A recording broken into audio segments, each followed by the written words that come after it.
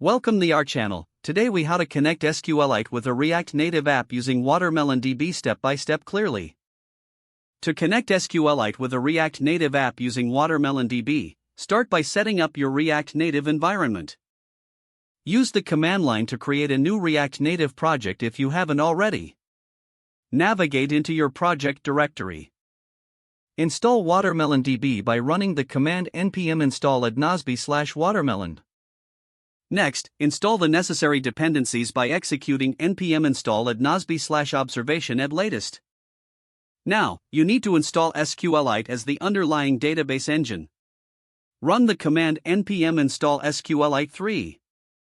After that, link the native modules to your project. If you're using React Native version 0.60 or above, the linking is done automatically. Otherwise, execute React Native link SQLite 3. Next, create a folder named Database in your project structure. Inside the database folder, create a new file named schema.js. Define your database schema in this schema.js file. You can create tables using the WatermelonDB schema syntax.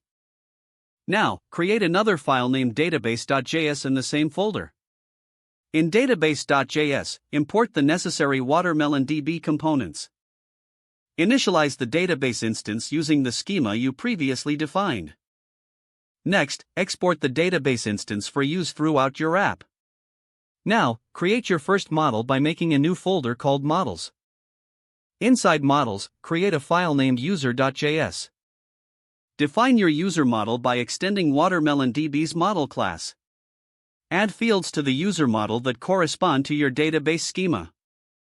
Now that your models are set up, integrate the database into your app components. In the main component file, import the database instance. Use async functions to handle database queries seamlessly. You can now create, read, update, and delete records using the methods provided by WatermelonDB. Make sure to test your connections and queries to ensure everything is set up correctly.